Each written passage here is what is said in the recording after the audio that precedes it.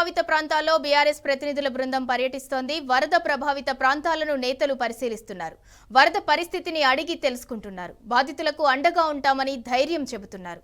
BRS పర్యటనలో మాజీ మంత్రులు హరీష్ రావు, జగదీష్ రెడ్డి, సబితా ఇంద్రారెడ్డి, ఎమ్మెల్యేలు, ఎమ్మెల్సీలు, బీఆర్ఎస్ నేతలు పాల్గొన్నారు.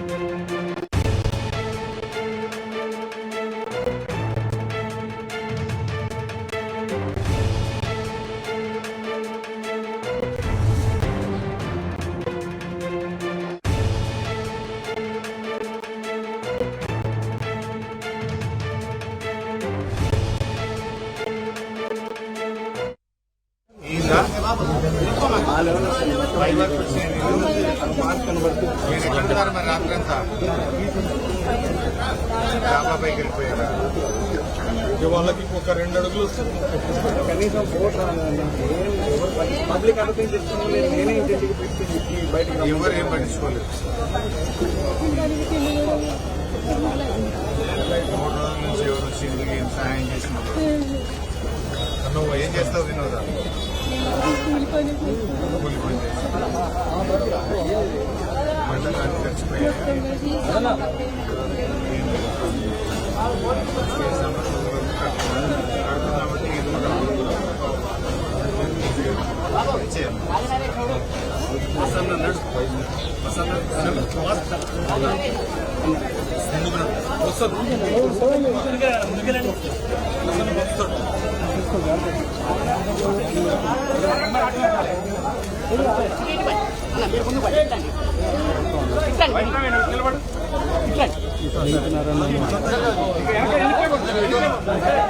కోటరామారావు గారి హోల్సేల్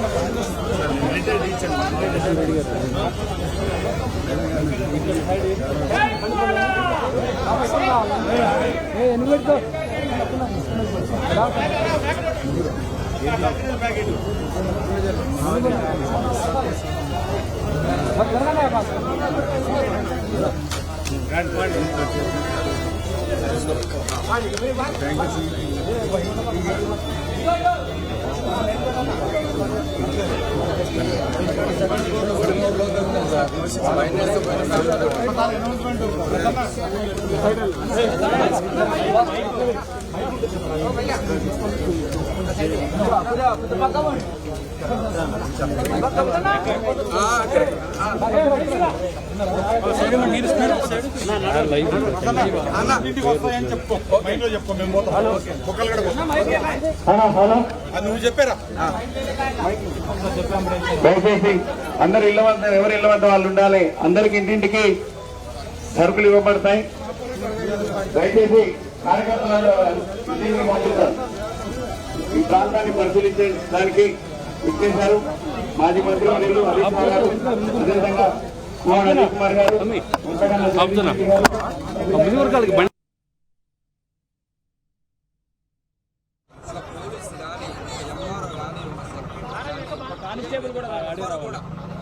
రాజకీయ వాళ్ళకి సంబంధించిన పొలిటీషియన్స్ కూడా ఆ టైంలో ఉన్నారు. ఈ జిల్లా కనీసం వరద ఇక్కడ వస్తుందని ఈ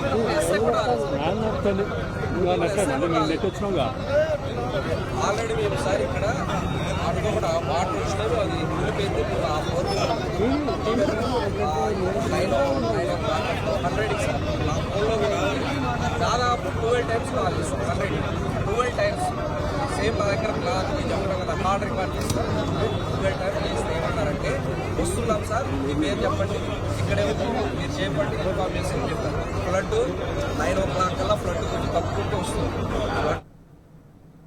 ఖమ్మం వరద ప్రభావిత ప్రాంతాల్లో బీఆర్ఎస్ ప్రతినిధుల బృందం పర్యటిస్తుంది. ఇక ఇదే అంశానికి సంబంధించి మరింత సమాచారం మా ప్రతినిధి సాంబా అందిస్తారు. సాంబా, చెప్పండి, ఖమ్మం వరద ప్రభావిత ప్రాంతాల్లో బీఆర్ఎస్ నేతలు పర్యటిస్తున్నారు. బాధితులకు మేమున్నామని భరోసాను కూడా కల్పిస్తున్నారు. దీనికి సంబంధించిన అప్డేట్ ఏంటి? సింధూరా, మాజీ మంత్రి హరీష్ రావు నేతృత్వంలోని బీఆర్ఎస్ ప్రతినిధులు, మాజీ మంత్రుల బృందం ఖమ్మం నగరంలో పర్యటిస్తుంది. మున్నేరు వరద ప్రభావిత ప్రాంతాల్లో జరిగినటువంటి నష్టాన్ని కళ్ళారా చూస్తూ బాధితులకు ధైర్యం చెప్తూ ముందుకు సాగుతున్నారు. నిన్న ప్రభుత్వ అధినేత ముఖ్యమంత్రి రేవంత్ రెడ్డి ఉచ్చెత్తుతో చేతులుకుంటూ వెళ్లిపోయినటువంటి నేపథ్యంలో ప్రజల యొక్క మనోస్థైర్యం దెబ్బతినకుండా వారికి ధైర్యం చెప్పేటువంటి ప్రయత్నం చేసింది. వెంకటేశ్వర నగర్, సారథి నగర్ ప్రాంతాలలో మాజీ మంత్రి హరీష్ రావు పర్యటన చేయడంతో పాటు స్థానిక ఎంపీ వజ్రాజు రవిచంద్ర అరేంజ్ చేసినటువంటి నిత్యావసర సరుకులను, అట్లాగే స్థానిక కార్పొరేటర్ తోట రామారావు ఏర్పాటు చేసినటువంటి కూరగాయలను కూడా ఇక్కడ ఉన్నటువంటి బాధిత కుటుంబాలకు అందజేశారు.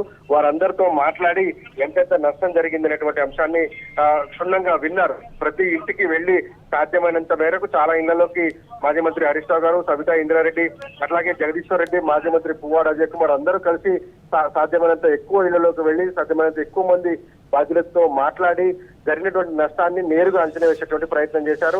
ప్రతి ఇంట్లో కూడా జరిగినటువంటి నష్టం, టీవీ, ఫ్రిడ్జ్ లాంటివి, అలాగే పిల్లల చదువుతో సర్టిఫికెట్లు కోల్పోవడం, 2 నెలల కొద్ది కష్టపడి దాచుకున్నటువంటి 5,000, 10,000 రూపాయలు కోల్పోయినటువంటి వాళ్ళు ఉన్నారు. అవన్నీ కూడా హరీష్ రావు గారి దృష్టికి బాధితులు తీసుకొచ్చారు. ప్రభుత్వం వ్యవహరించిన తీరును కూడా వారు ప్రస్తావిస్తున్నారు. ప్రభుత్వం పెద్దలు గాని, మంత్రులు గాని, అధికారులు గాని ఇప్పటి వరకు రాలేదంటున్నారు. ఆదివారం రాత్రి నుంచి తగ్గిపోయింది, వరద తగ్గిపోయింది. నిన్న సోమవారం 24 గంటలు గడిచినాయి. ఇవాళ మళ్ళీ మధ్యాహ్నం దాదాపు 12 గంటల సమయం గడిచినటువంటి పరిస్థితి. ఇంత జరిగిన తర్వాత కూడా ఏ ఒక్క అధికారి కూడా రాకపోవడం అనేది వారు ప్రశ్నిస్తున్నారు. ఇంతవరకు అధికారులు రాలేదు, బురదలో మేము ఉండి కాలం గడుపుతున్నటువంటి పరిస్థితి ఉన్నది. కనీసం ప్రభుత్వం నుంచి ఎలాంటి సాయం అందడం లేదని బాధితులంతగా హరీష్ రావు దృష్టికి తీసుకొచ్చారు.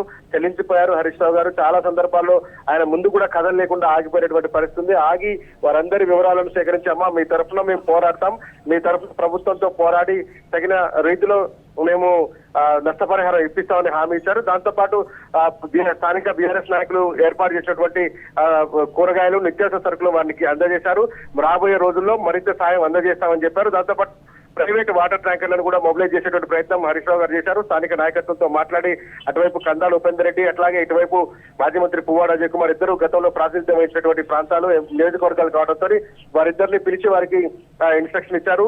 ప్రైవేట్ ట్యాంకర్లనైనా మాట్లాడండి, బురద నుంచి బయటకు పడేలాగా ప్రయత్నం చేయండి, సాధ్యమైనంత వరకు కూడా ప్రజలకు అండగా ఉండేందుకు మీరు సాధ్యమైనంత ఎక్కువ సాయం చేయాలని కూడా హరీష్ రావు గారు చెప్పారు. దాంతో పాటు ప్రతి ఇంట్లో కూడా ఉన్నటువంటి దృశ్యాలను చూసి చెల్లించిపోయారు. అన్నిటినీ నమోదు చేసుకున్నామమ్మా, ఖచ్చితంగా ప్రభుత్వ పెద్దలతో మాట్లాడి దీనికి సంబంధించినటువంటి రావాల్సిన సాయం అంతా అందజేస్తామని చెప్పారు. Sindhura, right, thank you Samba. మేము